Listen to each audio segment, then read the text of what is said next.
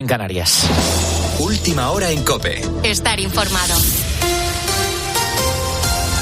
El Partido Popular afianza su feudo en Galicia y podrá gobernar esta comunidad autónoma otros 4 años más al haber conseguido su quinta mayoría absoluta consecutiva, 40 escaños con un desgaste testimonial de solo 2 asientos menos respecto a los últimos resultados que había logrado Alberto Núñez Feijóo, antes de dejar hace 2 años a Alfonso Rueda como sucesor. Así valoraba el líder popular en esta región los resultados. Que todo el mundo estaba pendiente, todo el mundo nos miraba, todo el mundo estaba esperando a ver qué pasaba aquí. Galicia le mandó un mensaje a España hoy, sin ninguna duda también.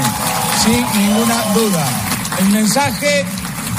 El mensaje es que aquí no queremos chantajes, ni hacerlos ni estar sometidos. El BNG, los nacionalistas galegos, liderados por Ana Pontón, por su parte han logrado un resultado inédito. Con 25 diputados, segunda fuerza política, pasa de un grupo de 19 parlamentarios, lo que supuso ya un ascenso y techo histórico, y aumenta en 6 representantes más. Su líder hablaba de decepción, pero sacaba pecho. Entendo e comparto esa decepción, porque sei que había moitísima ilusión nesta campaña, pero tamén quero decirlles que esta campaña e este resultado electoral indícanos que este país xa cambiou, que hai un antes e un despois. El resultado del BNG lo logran a costa de un PSOE que cosecha sus peores resultados históricos en esta región. Sánchez no consigue desgastar a Feijóo y Ferraz admite que no han obtenido un buen resultado en Galicia, pero respalda el liderazgo futuro de Gómez Besteiro y este remarcaba que Galicia seguía siendo su plaza. Bueno, non vou facer un análisis dos próximos 4 anos, non? Pero sí podo decir a primeira pregunta que sí, que efectivamente o meu destino está aquí no Parlamento de Galicia, por certo, como sempre dixen en toda a campaña, o sea, non é un tema novo, pero bueno, se o que quere a confirmación xa a ten. Democracia Orensana, por otro lado, se estrena con un escaño en estas elecciones y Yolanda Díaz fracasa en su tierra. Sumar sufre un descalabro al quedarse sin escaños en su primer test autonómico, con menos votos incluso que Vox, que también se queda fuera del Parlamento, y Podemos menos votos aún que Pacma.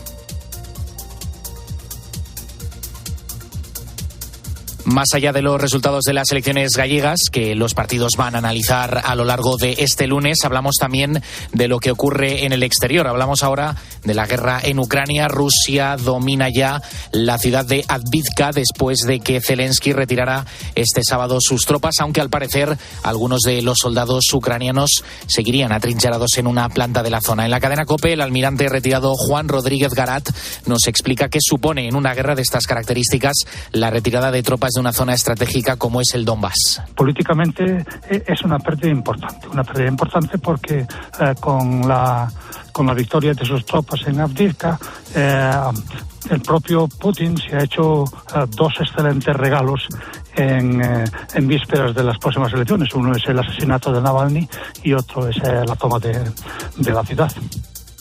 Con la fuerza de ABC. COPE. Estar informado. Continúa la guerra en Ucrania y también lo hace en Gaza. Allí el número de fallecidos roza los 29.000, según datos ofrecidos por Hamas, después de 135 días de ataques. Israel insiste en que no aceptará la llamada solución de los 2 estados que impulsa, entre otros países, España. Tienes más información en nuestra página web en cope.es, donde, por cierto, puedes consultar todos los resultados, todo el análisis de lo que ha dado de sí la noche electoral en Galicia en nuestra página web, como te digo, en cope.es. Seguimos en La Noche de COPE con Adolfo Arjona. COPE. Estar informado. ¿Y tú? ¿Qué piensas? Escribe a Adolfo Arjona en Twitter en @lanochedearjona, En nuestro muro de Facebook La Noche de Arjona, o mándanos un mensaje de voz al 650 564 504.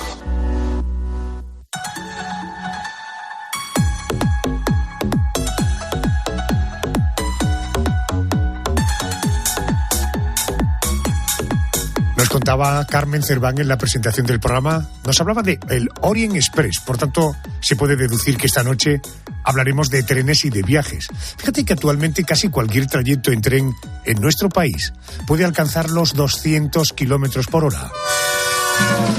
El tren como medio de comunicación es una opción para millones de usuarios cada día. Sin embargo, esta noche El viaje que te proponemos en ferrocarril es de los que se hacen sin prisa. Vamos a tener urgencia por terminar ninguno de los 5 trayectos que te propongo esta noche, donde, ojo, el lujo y la exclusividad son los protagonistas. Una cosa que tienen los viajes en tren es que siempre tropiezas con alguien. Es estupendo, pero ya tengo muchas ganas de volver. Beberás champán. Cocinarán para ti los mejores chefs con estrella Michelin. Y disfrutarás de las verdes montañas de los Alpes, de las extensas y frías llanuras de Siberia, de las extensas y calurosas llanuras de Sudáfrica, así como de un mar de olivos andaluces o un bravo mar cantábrico. Esta noche te propongo saborear el lujo, los paisajes y el suave movimiento de un vagón.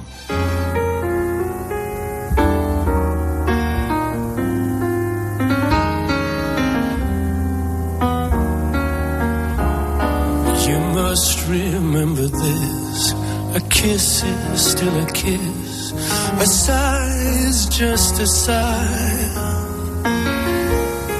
The fundamental things apply as time goes by. And when two lovers woo, they still say I love you. On that you can rely.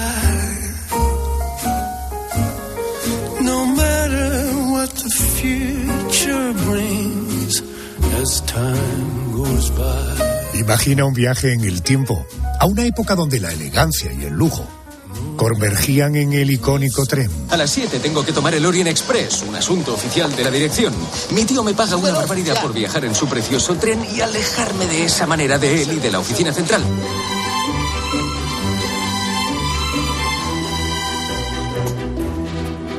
Súbete conmigo al Orient Express, un tren de cortinas de terciopelo y cubiertos dorados, un tren que en 5 noches une 2 ciudades mágicas, París y Estambul.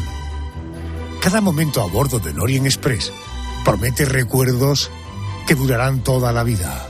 Vamos a conocer detalles sobre este tren. Creo que ya tengo al otro lado del teléfono en conexión a Piluca de Miguel, es portavoz de la agencia de viajes Luxotren, que organiza viajes de trenes de lujo. Querida Piluca, muy buenas noches y bienvenida a COPE. Hola, buenas noches, Adolfo. Gracias por invitarme. Buenas noches. Antes de comenzar nuestro propio viaje en el Orient Express, vamos a dar un brevísimo repaso a su historia. ¿Cuándo comienza a operar? Creo que es como a finales de 1800. ¿Y cuál era la ruta original de este tren? Sí, mira, te cuento. La idea era crear un servicio de pasajeros que pudiera unir Europa Occidental con el suroeste asiático. Surgió la idea de George Nagelmacher, que tiene un apellido muy complejo, que fue el creador de la empresa belga de Wagons, que yo creo que nos suena a todos. Esta compañía pues había sido la primera en Europa en introducir lo que son los coches cama y vagones restaurante en los trenes. Y es una idea que él ya había puesto en práctica en Estados Unidos porque la había copiado, digamos, del señor George Pullman, que también creo que nos va a sonar a todos su apellido. Entonces, digamos que el 4 de octubre del 1883 es cuando se inauguró el Express Orient. El tren salía 2 veces por semana de la estación del Este en París y terminaba en la ciudad de Giurgiu en Rumanía, y pasaba por ciudades pues tan bonitas como Estrasburgo, Múnich, Viena, Budapest y Bucarest. Y luego ya fue en el 1889 ya cuando se terminó la línea hasta la propia Estambul. Y en 1891, pues el nombre ya oficial pasó a ser Orient Express. Correcto. Estamos hablando de viajar en una réplica exacta del Orient Express, porque ¿cómo eran los camarotes y los salones del tren original de 1883 y ahora son muy diferentes? ¿O realmente han conseguido una réplica exacta? Pues a ver, mira, te cuento. Realmente tenemos que pensar que en aquella época el que un tren tuviera agua fría y agua caliente ya era un lujo, porque eso no lo tenía nadie. Evidentemente no había, por ejemplo, duchas en lo que son las cabinas, porque antes, pues, ahora mismo nos duchamos hoy todos los días, pero en aquella época, pues, no era lo habitual, ¿no? Entonces, empezaron con un trayecto de 40 personas que fueron invitadas, pues entre funcionarios, periodistas sobre todo, que eran los que tenían que publicar todo lo que habían visto de este tren, ¿no? Y claro que ha cambiado mucho. Ahora mismo ya tenemos Grand Suites y suites en donde se han incorporado lo que son baños completos con ducha y con todo.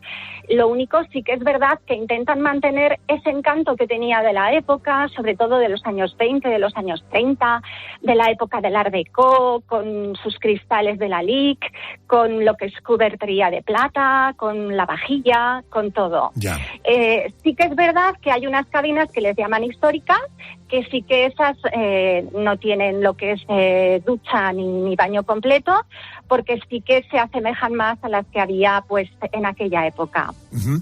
En el Orient Express podemos hacer distintos recorridos. Nosotros hemos elegido el trayecto que une París y Estambul. Estamos hablando de un viaje de lujo que se realiza 2 veces al año, del 31 de mayo y el 23 de agosto, en este caso en 2024. Ojo, porque una cabina para 2 personas, el 31 de mayo cuesta 17.500 euros. Una cabina para 2 personas, el 23 de agosto, cuesta 19.000 euros.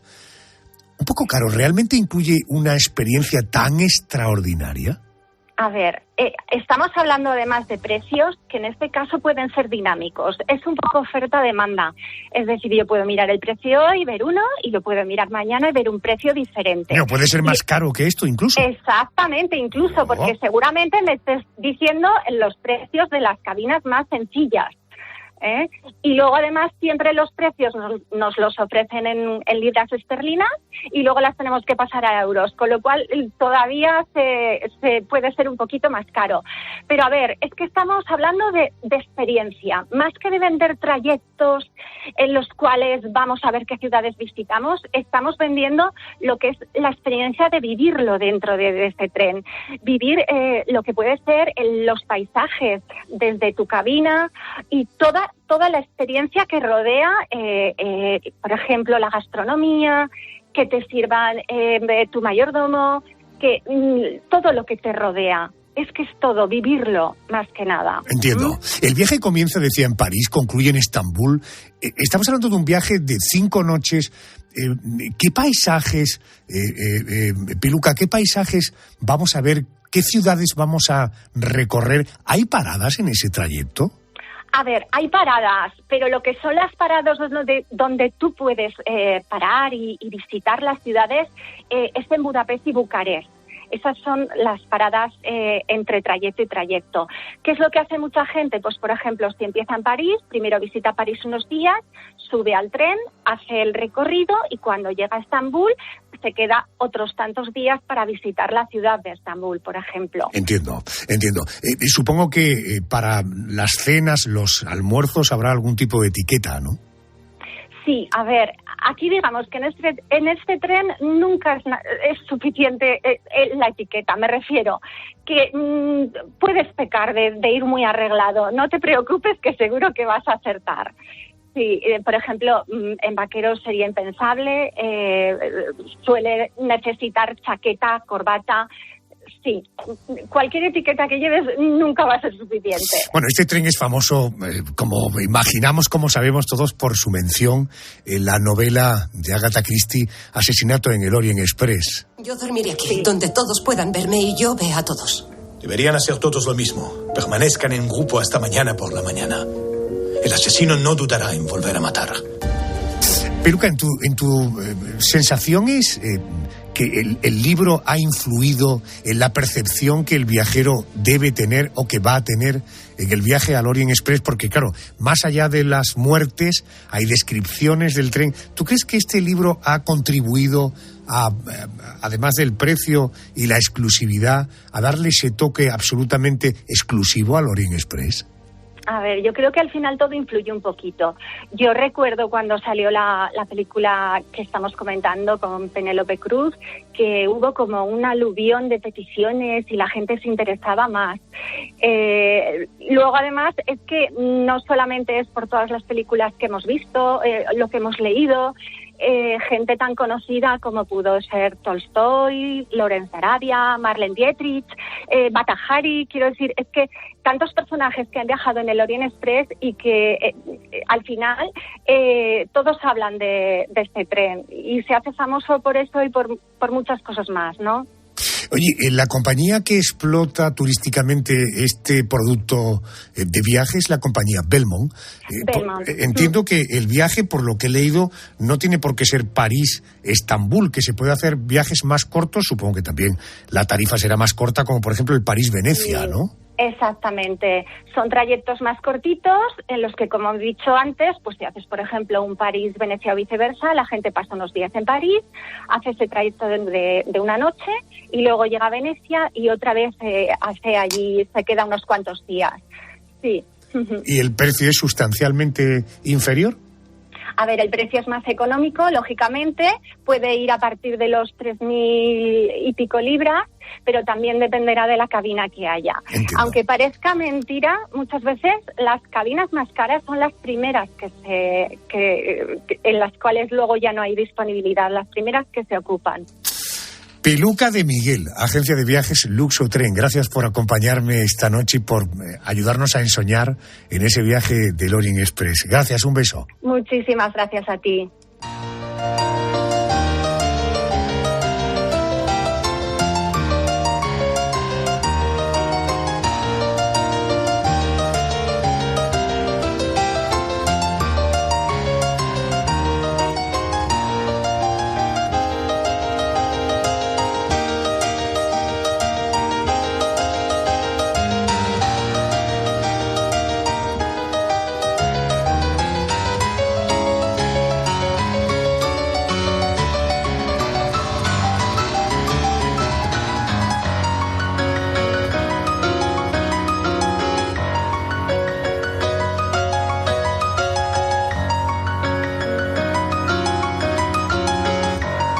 Esta es una, parte, porque el tema es larguísimo, una preciosa, maravillosa pieza del grupo Génesis.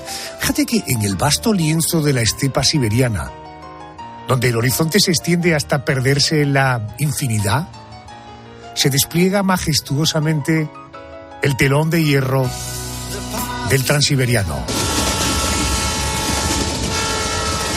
Este coloso de acero avanza imperturbable a través de la inmensidad. Su rugido mecánico resuena en la quietud del paisaje, y a través de las ventanas el pasajero creerá contemplar un lienzo en constante cambio, donde los bosques de coníferas y abetos parecen bailar al compás del frío viento siberiano.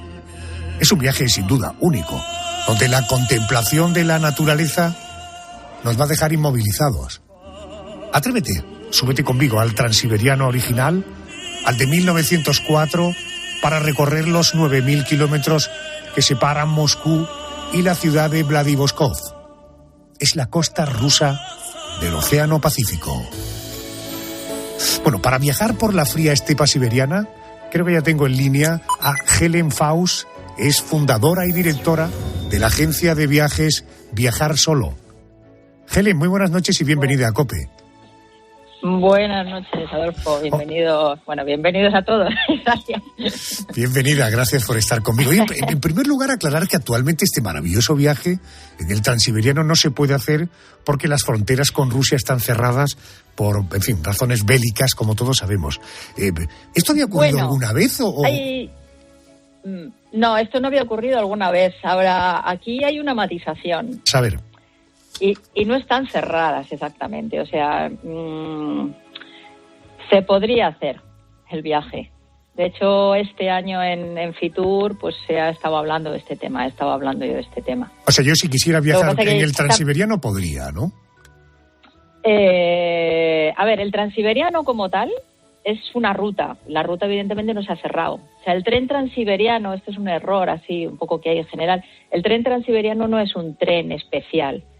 Es una ruta, es la ruta transiberiana, que es la que va desde Moscú, como bien has dicho, hasta Vladivostok.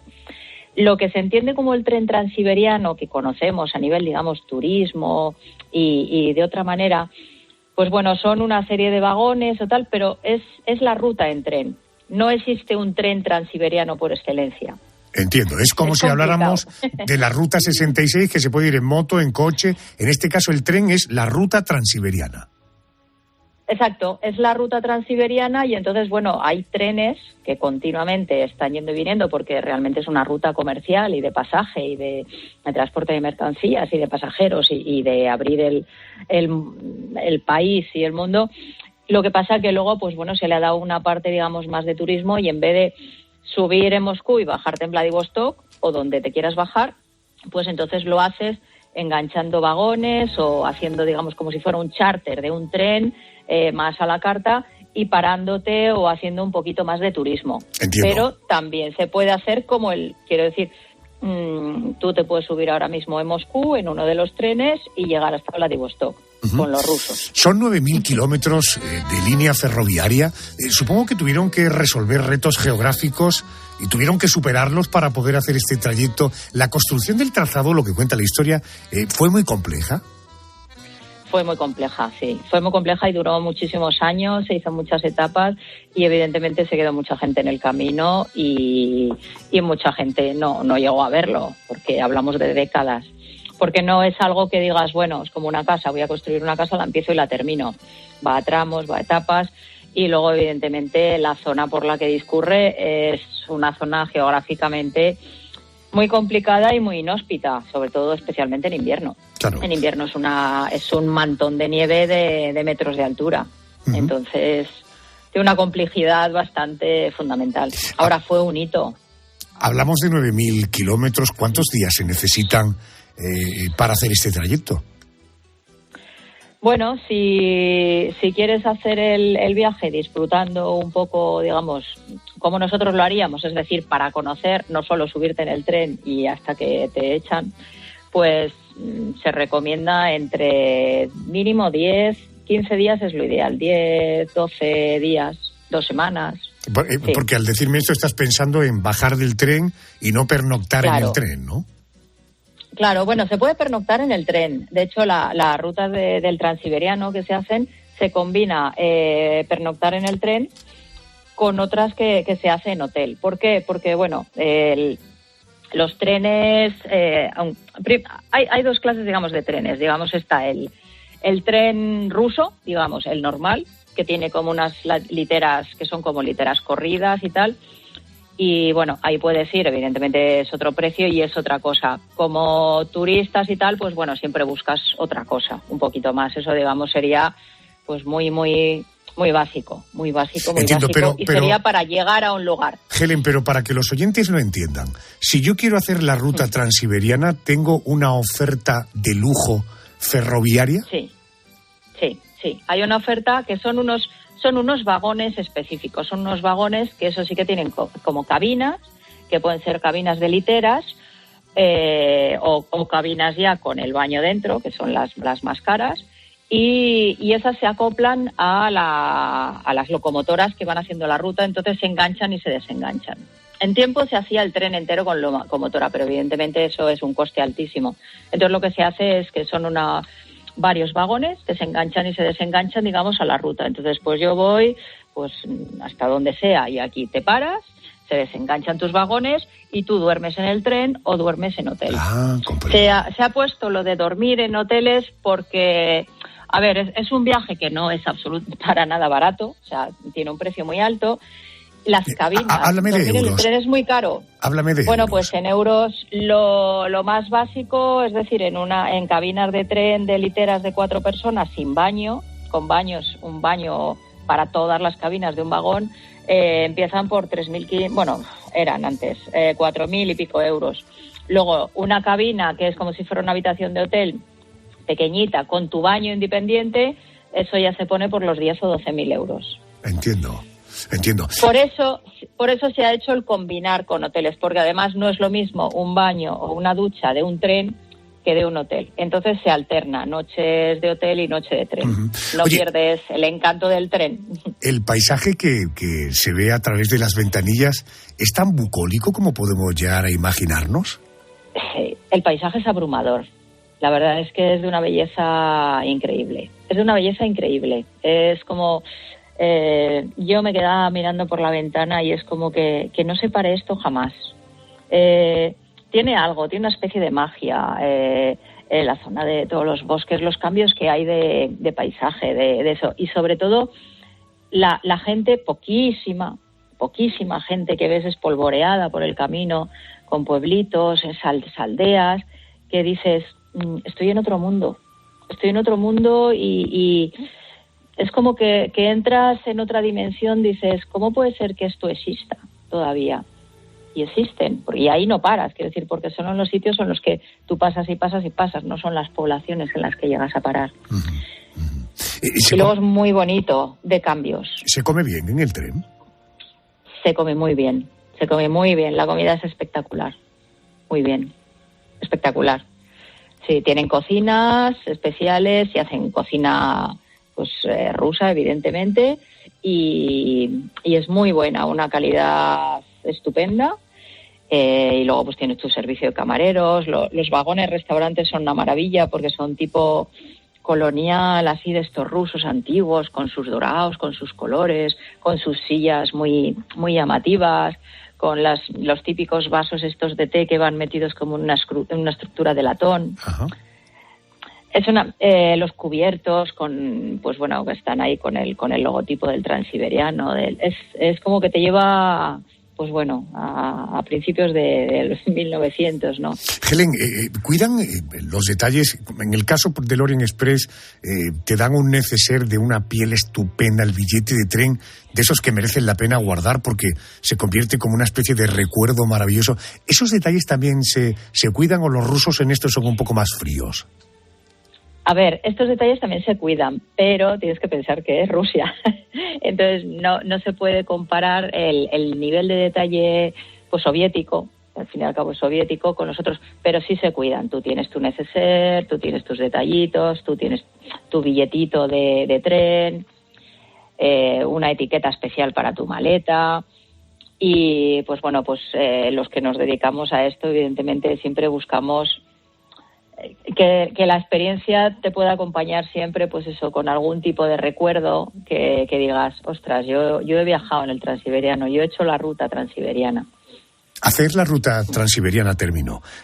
Si la definimos como una experiencia extraordinaria, ¿estaríamos exagerando?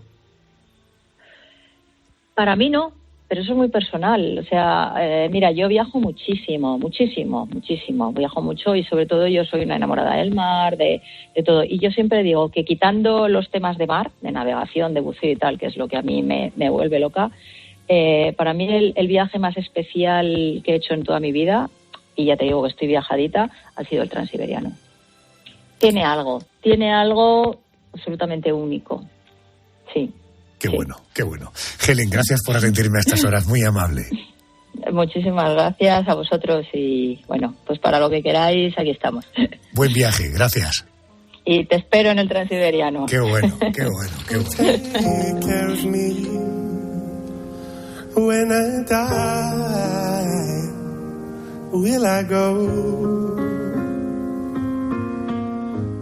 Hope there's someone who set my heart free, nice to hold when I'm tired. There's a ghost on the horizon when I go to bed. How can I fall asleep at night? How will I raise my head? I'm scared of that middle place between life and no. Venga, vamos a seguir viajando, ¿te apetece? Vamos ahora a un tren, el tren más lujoso de Sudáfrica. Se trata del Blue Train, el tren azul, sinónimo de lujo y comodidad desde el año 1946. Porque por aquel entonces, hace casi 80 años, el Blue Train era utilizado por los europeos que llegaban a Sudáfrica atraídos por la fiebre del oro y los diamantes. Bueno, tenemos que llegar en barco hasta la ciudad del Cabo, en la costa sudafricana. Los pasajeros subían a trenes que les llevarían al interior, al norte del país, a la ciudad de Pretoria, actual capital administrativa del país. Aquel fue el germen de un trayecto ferroviario que todavía hoy atrae a miles de personas que buscan en lugar de piedras y metales preciosos, como antaño, simplemente viajar atrás en el tiempo y sentir la exclusividad de la época colonial. Venga, para viajar a bordo del Bull Train hemos conectado con Mara González. Ella es propietaria de la agencia especializada en grandes viajes, nuevos destinos. Querida Mara, muy buenas noches, bienvenida a COPE.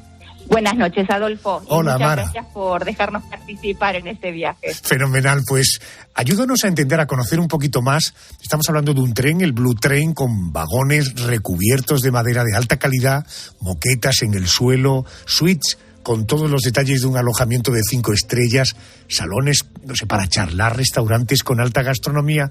A ver, si cierro los ojos, ¿cómo describiría el interior de este lujoso tren? ¿Cómo se lo pueden imaginar los oyentes? No sé, ¿cómo son sus habitaciones y sus zonas comunes? Muy bien. Pues si cerramos un poco los ojos en un mundo en el que todo se mueve rápidamente, es como si se detuviera el tiempo. La experiencia comienza desde que suben al tren. El trato es delicioso, tienen un mocamo que les ayuda en todo lo que necesitan, incluso en necesidades tan sencillas como necesito beber algo, necesito comer algo por la noche, están a disposición del pasajero. Es un nivel de servicio al que prácticamente no se está acostumbrado por el ritmo de vida que llevamos. Y cuando llegas es como si se detuviera el tiempo, es una mezcla de tradición y servicio atemporal. El estilo es clásico. En el caso, a diferencia de otros trenes como el transiberiano del que bien hablabais, en este caso todo el tren tiene las mismas características. Es una decoración clásica. En los años 60 y en los años 70 se remodeló prácticamente por completo, pero siguiendo una línea clásica. Por tanto, verán mucha madera, verán moquetas. El restaurante admite 42 comensales que siempre cenarán juntos. Y bueno, y el detalle, yo diría que lo que caracteriza es el clasicismo que te transporta en el tiempo y por otro lado el mimo, porque cada detalle está perfectamente controlado y mantenido por el personal. Mara, una cuestión, el trayecto, hablemos del trayecto. Hablaba yo de Ciudad del Cabo hasta Pretoria. Tengo entendido que la duración del trayecto de este viaje son 3 días y 2 noches. ¿Este trayecto ha cambiado mucho, este tren del siglo XXI, con el tren original? Bueno, el tren original, básicamente, como bien apuntabas, se utilizaba para transportar a trabajadores, a emprendedores, a buscafortunas que llegaban al puerto de Ciudad del Cabo y se trasladaban a las minas de diamantes y de oro. Inicialmente el tren se pensó para que llegara a conectar el sur con la ciudad del Cairo, pero esto nunca se llegó a conseguir. Era una empresa demasiado ambiciosa. ¿Te refieres, perdona, de Sudáfrica a Egipto? Esa era la intención del trayecto. Exacto, conectar el sur con el norte. ¡Qué fuerte! Muy fuerte, muy fuerte. Pero bueno, estas empresas faraónicas no siempre se consiguen. Y el territorio africano también tiene sus connotaciones geográficas, económicas y políticas como para que esto progresara, ¿no?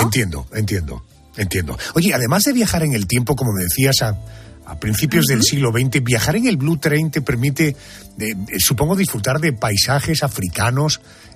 Claro, yo pienso que de pronto puede aparecer o puedo ver una jirafa, leones, rinocerontes, el típico paisaje de un lugar como Sudáfrica. ¿Esta es exactamente la imagen que yo tengo en la cabeza? ¿Es real? Muy bien. En parte sí que es real, pero en una de las versiones el Blue Train tiene 2 trayectos. Uno que sería el tren Safari, que llega hasta el Parque Kruger y te incluye safari, 2 días de safari en el parque. Pero eso no se produce todos los años, durante todo el año. Se produce en la época de septiembre a noviembre, que es cuando las condiciones son ideales para disfrutar de un safari. Entiendo. Oye, el resto del año, perdón, ¿me decías? El resto del año circula por la sabana. Entonces, el paisaje de Sudáfrica es muy interesante porque cuando hablamos de África o del centro sur africano, siempre pensamos en los 5 grandes, en los Big Five. Pero en Sudáfrica te ofrece un paisaje muy variado. Montañas, lagunas, las lagunas de Ginsi, que es donde se cosechan o se produce las ostras que van a degustar en el Blue Train también, y esto lo visitan en el recorrido. Con lo cual el paisaje es muy variado, pero no necesariamente vemos a los 5 grandes en este itinerario. Entiendo. Mara, la etiqueta, el código de vestimenta es muy sofisticado. Bueno, en general es un tren de lujo. Por tanto, la ropa casual que vistamos durante el día, porque luego haremos en el itinerario, se hace una visita a la ida y otra visita al regreso, en el caso de que hagamos el ida y vuelta. Durante el día la vestimenta es casual, pero es un casual elegante. No sería el vestuario que llevaríamos vaquero. De playa. No en pantalón vaquero ni en vestuario de playa, correcto. Y la noche más sofisticada, más glamurosa, ¿no? Sí, la noche ya sería una etiqueta. Si en este caso las señoras engañamos un poco más, porque con un vestido negro, unos complementos ya resolvemos. A los señores quizás se le tortura un poquito más y hay quien con la americana ya está cubierto, pero si tenemos el capricho de ponernos más de etiqueta, se puede perfectamente, porque es a lo que invita. Es un tren en el que han estado Nelson Mandela, Elton John, Kylie Minogue, y lo que se respira es lujo. Entiendo. Y lo que tenemos que ver y donde nos queremos ver, en parte, pues es esto. Decía, se respira lujo. En términos de euros, esa respiración, ¿qué nos puede costar? Esa respiración tenemos que tener en cuenta que, como bien has dicho, es un itinerario corto. Son 2 noches, 3 días. Y los precios, dependiendo de la temporada, baja o alta, serían entre 1.500, 2.000 euros la cabina más económica, hasta 4.500 euros. Solo por este trayecto, con los traslados desde tu hotel hasta el tren. Entendido. Y desde la finalización del tren hasta tu hotel. Querida Mara González, recuerdo, es propietaria de la agencia especializada en grandes viajes, Nuevos Destinos. Gracias por ayudarnos a imaginar cómo puede ser ese maravilloso viaje por la sabana sudafricana. Gracias y buenas noches. Gracias a nosotros por poder hablar con vosotros esta noche. Gracias. Un abrazo. Gracias. Y sí te digo que, venga, vamos a quedarnos aquí en España.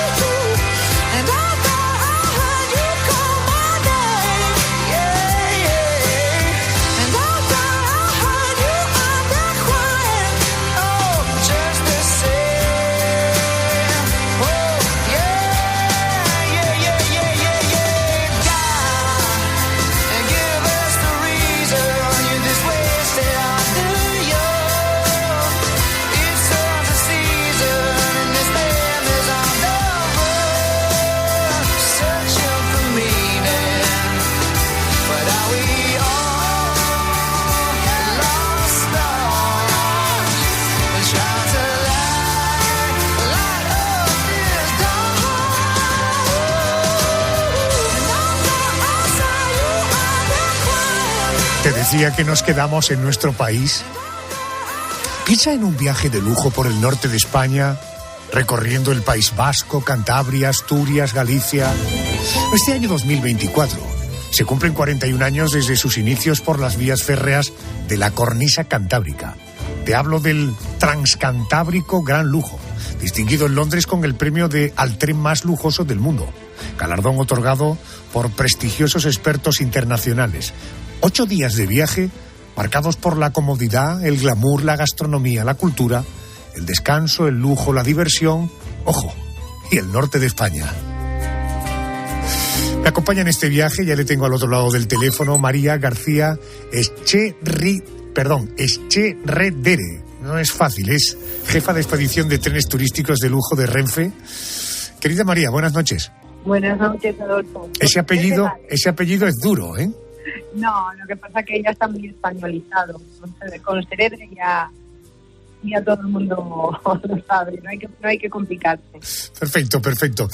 ¿Qué hace que el Transcantábrico esté considerado como una experiencia única en comparación con otros trenes turísticos? Bueno, el Transcantábrico es el buque insignia de los trenes turísticos. Fue el primero y el que marcó lo que fue el ritmo de los otros. Entiendo. Debe tener una historia, ¿no? Porque ¿qué hay detrás de este tren? ¿Cómo termina convirtiéndose en un producto turístico tan valorado? Bueno, pues el proyecto empezó a formarse en él empezó a caminar en el 83 y es verdad que fue pues como un proyecto arriesgado, novedoso, no había otra cosa así en España. Entonces una pequeña empresa estatal de ferrocarriles recién construida, que era FEDE, pues inició este proyecto. Entonces recuperaron y remodelaron un material histórico que eran los coches que vemos ahora, que son los salones, unos Pullman de los años 20 y otro material que también venía de los años 60, que son las suites. Lo componen todo y comienza la andadura del Transcantábrico. Pero bueno, estamos hablando de un tren de no hace mucho tiempo. Vamos, yo el dato que tengo es 1983. Ya nació de por sí con el objetivo de ofrecer una experiencia muy especial al viajero. ¿Cómo es el tren y qué capacidad tiene? Descríbenos para que nos hagamos una idea. Bueno, pues estamos hablando de un tren que tiene 14 suites repartidas en 7 coches. Tiene una capacidad máxima en ocupación doble de 28 pasajeros, es muy exclusivo. Luego tiene aparte las zonas comunes que están abiertas para todos los clientes que quieran pues no estar en la habitación y tomarse algo mientras va el tren en marcha, que son unos salones puestos al milímetro. Hay que tener en cuenta que es un tren, entonces todo encaja y todo tiene que tener una medida exacta para que no se salga y permita que los pasajeros puedan pasar perfectamente por los pasillos, por las mesas, sin molestar a nadie. Tengo entendido que vosotros ofrecéis 2 tipos de viaje, uno más largo, 8 días, 7 noches, y otro que es más cortito, de 4 días y 3 noches. Cuéntanos algo del trayecto en las 2 opciones, no sé, dónde comenzaría, dónde terminaría, qué ciudades o qué hitos turísticos visitaríamos. Bueno, pues el itinerario de los 8 días y 7 noches comenzaría o bien en San Sebastián y finalizaría en Santiago de Compostela, o en el sentido inverso, iniciamos en Santiago y finalizamos en San Sebastián. Lo que es el trayecto, pues consiste en una serie de trayectos en tren, siempre acompañado por un autobús que es el que nos lleva luego a donde no accedemos con el tren y nos lleva a las visitas. Pues visitamos todo lo que es la cornisa cantábrica. Vamos pasando por todas las comunidades autónomas y se va visitando lo más representativo de cada una de ellas. Los precios, tendríamos que estar hablando de, por ejemplo, la suite Gran Lujo en el entorno de 8.900 euros, por lo que hemos visto en la web, 4.500 euros dependiendo de 8 o 4 días. Estamos hablando de entre 4.500 y 9.000 euros. Sí, efectivamente. Lo que es el trayecto completo, el de los 8 días, 7 noches, iría a partir de... O sea, son 8.900 euros por persona en ocupación doble. Una pareja serían 17.800. Entiendo. Y luego ya las rutas cortas, que hay dos fechas señaladas, que es una novedad que se va a hacer esta temporada 2024. Uno saldría de Oviedo, finalizaría en San Sebastián, y otro tendría inicio en Santiago de Compostela y finalizaría en Gijón. Y ahí estamos hablando de 4.500 euros por persona en suite doble. Eso es decir, que una pareja serían 9.000 euros. ¿El tren se suele llenar?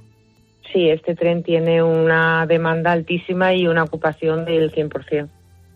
¿Qué tipo de público va? ¿Extranjero o público nacional? Eso también cambia. No todas las temporadas tenemos una pauta igual.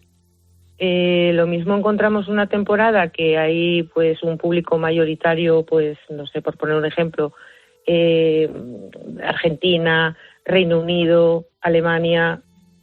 El año pasado, por ejemplo, pues el público francés, la verdad que tuvo acogió muy bien lo que es la oferta del Transcantábrico. España también, viaja bastante gente del país. María, supongo que como es un tren solo para 28 viajeros, lo recomendable es reservar con mucha antelación, ¿verdad?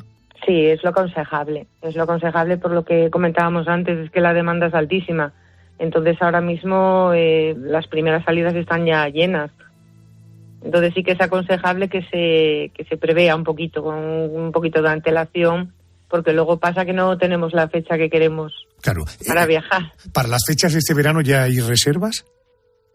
Sí, tenemos toda la temporada, ya digo que a principio de temporada ya está completo, y luego ya de cara al verano pues ya queda muy poquito, es que son muy pocas suites. Claro, entiendo. Bueno, vamos a cambiar de lugar. Dejamos el norte y nos venimos al sur. Pero miénteme aunque sea, dime que algo queda entre nosotros dos, que en tu habitación nunca sale el sol, no existe el tiempo ni el dolor. De igual forma que el Transcantábrico Gran Lujo nos ofrece la oportunidad de recorrer el norte de España. También el sur de nuestro país nos brinda la oportunidad de retrotraernos a la romántica Belle Époque, la época dorada de los viajes continentales. Nos subimos al tren al andaluz. Se trata del tren más largo que circula por las vías de España, con 450 metros de longitud. Si en lugar de verlo horizontalmente lo viéramos verticalmente, estaríamos ante un rascacielos de 150 plantas. El Al-Ándalus tiene capacidad para 74 viajeros que disponen de 14 vagones, 2 coches restaurantes, un coche bar, un salón de juegos y 7 coches cama, entre otros. Sigue conmigo María García, jefa de expedición de trenes turísticos de lujo de Renfe. Ser jefa de expedición, María, ¿exactamente qué es? ¿Cuál es tu responsabilidad? Bueno, el responsable de expedición o jefe de expedición lo que hace es la coordinación absoluta de todo lo que pasa dentro del tren. Hay que tener en cuenta que a bordo viaja un equipo de aproximadamente 15 personas, más el personal exterior, entonces hay que coordinarlo todo. Vale, una especie de coordinadora del viaje, ¿no? Es como un director de un hotel. Entiendo. Pero vamos, no tendrás el castigo de tener que estar viajando siempre o en el Transcantábrico o en el Al-Ándalus, ¿no? Porque eso debe ser un castigo. No es un castigo para nada. Vamos, ya te lo digo yo que no. No es un castigo, es muy duro, porque es un trabajo duro, porque, bueno, son muchos días a bordo. María, trabajo duro es coger aceituna en el mes de junio. También. Eso debe ser duro, eso debe ser. Oye, cuéntame el Al-Ándalus, me hago cargo, en días fuera de casa, y hombre, al final las cosas, cuando se consumen mucho, se ven mucho, y sobre todo son una obligación, esto como cocinar. Cuando uno hace el arroz del domingo es fantástico, es una ópera, pero cuando tienes que cocinar todos los días, mañana, tarde y noche, ya no es tanta sinfonía, ¿no? Cuéntame cómo es el Al-Ándalus, ¿es muy diferente al Transcantábrico? A ver, son dos trenes distintos. Hay que tener en cuenta que el Transcantábrico circula por una vía que es de ancho métrico. Hay 1 metro entre carril y carril de la vía. Aquí estamos hablando de un tren que circula por un ancho convencional. Entonces es más ancho. Se nota, parece que no, pero 20 centímetros se nota. Y es un tren que se ve, que se nota, es majestuoso, es como un palacio rodante. Además, la decoración lo hace espectacular, tanto los salones como las habitaciones. Es un tren que, pues eso, lo que comentabas, que nos lleva a la época a la Belle Époque, al Foxtrot. Es muy, muy, muy especial. Sevilla, Jerez, Cádiz, Ronda, Córdoba, Úbeda, Baeza, Granada, Málaga. ¿Cuáles son las diferentes categorías de alojamiento, Háblame también de precios y de servicios y comodidades que incluye. Bueno, el tren Al-Ándalus tiene dos modos de alojamiento, de alojamiento. Está la suite de luz, que es una habitación amplia, es elegante, tiene un dormitorio con una cama de 1,50 por 2, baño completo, una zona de estar con un sillón, y luego tenemos la habitación gran clase, que es una habitación un poco más pequeña, también con baño privado, y tiene 2 camas individuales, que tanto la suite de luz como la habitación gran clase, ambas se pueden convertir en sofá durante el día. Y luego estamos hablando de los precios, pues hay la diferencia, que es la única diferencia que hay entre los dos modos de alojamiento. El resto es todo igual, está todo incluido en el viaje. Igual te refieres que el Transcantábrico. Todos los trenes turísticos que nosotros llevan el mismo funcionamiento.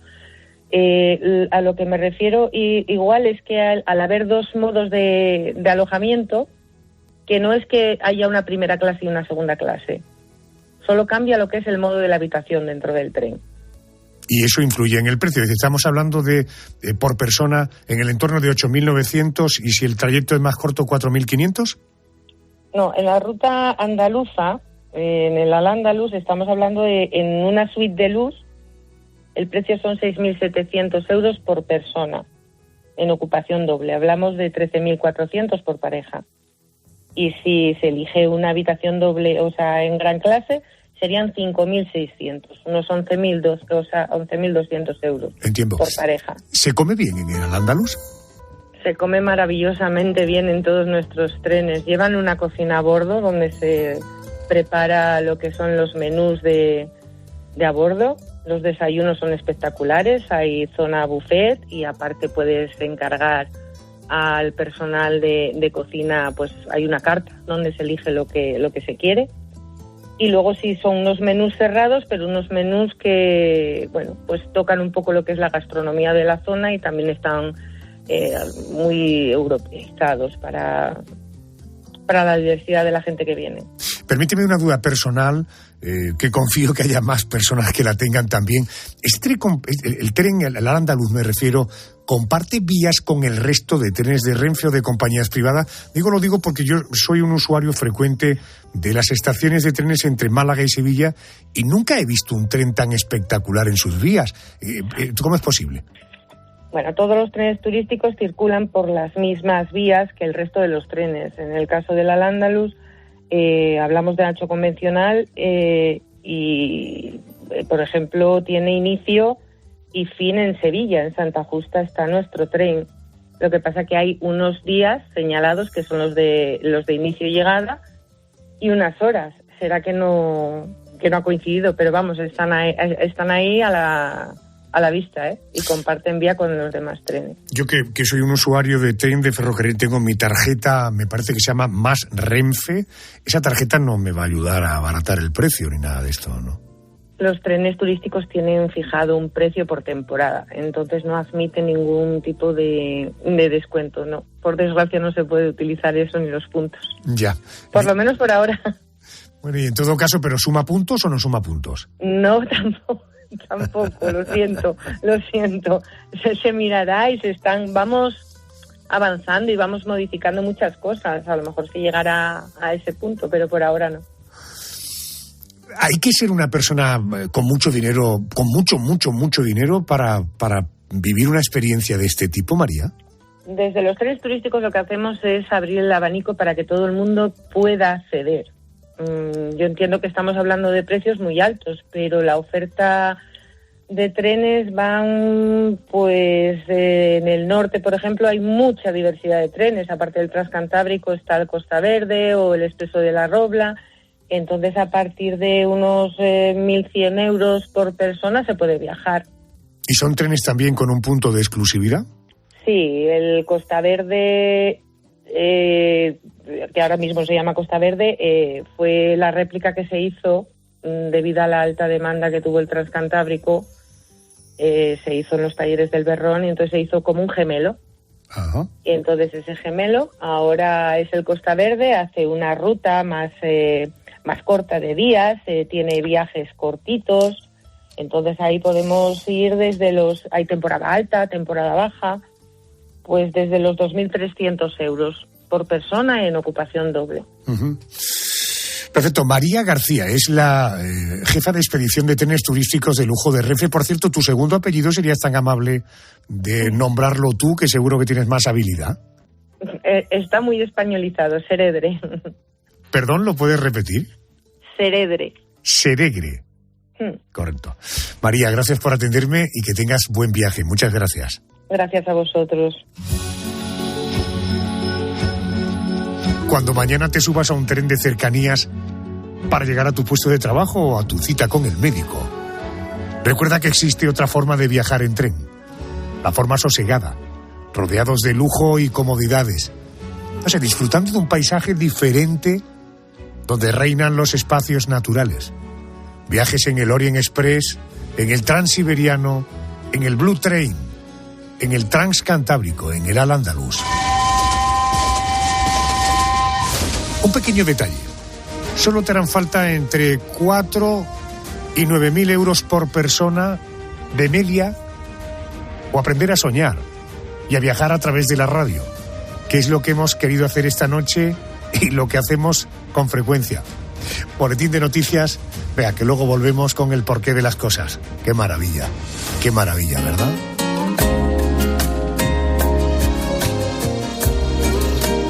El dinero no da la felicidad, pero quita los nervios.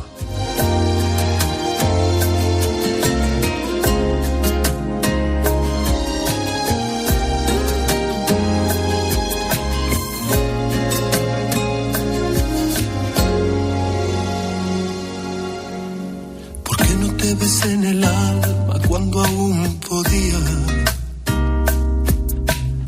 No te abracé la vida cuando la tenía, y yo que no me daba cuenta cuando te dolía, y yo que no sabía el daño que me hacía.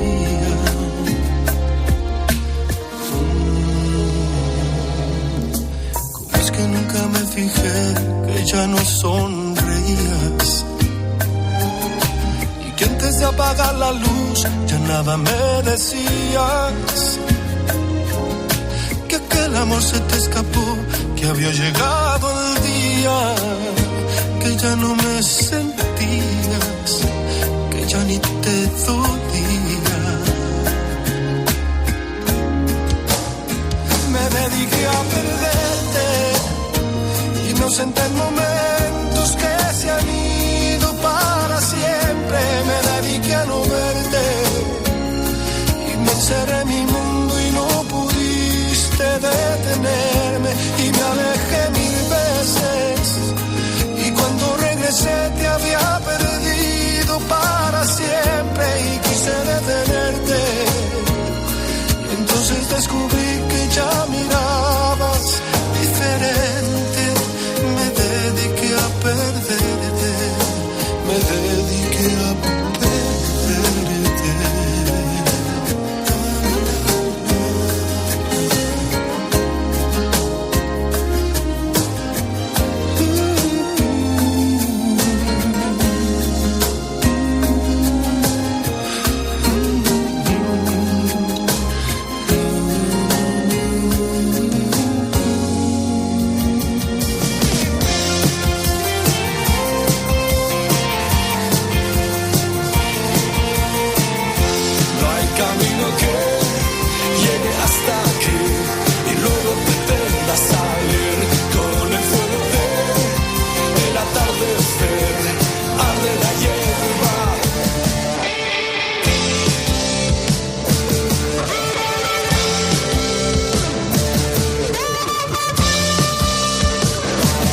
Adolfo Arjona. La noche. COPE. Estar informado. Te podríamos decir que no te pierdas este martes tiempo de juego en COPE, porque vas a vivir toda la emoción del deporte. ¡Qué golazo! Porque nadie te va a contar el fútbol así. Este programa hace cosas muy raras, muy raras. Pero te voy a decir una palabra que lo resume todo. Champions. Este martes desde las 8:30 de la tarde, la ida de los octavos. Inter, Atlético de Madrid. ¡Todo listo! Tiempo de juego con Paco González, Manolo Lama y el mejor equipo de la radio deportiva. El número 1 del deporte. Y recuerda, la información también continúa con Ángel Expósito y la linterna en COPE+, Onda Media, cope.es y la aplicación móvil.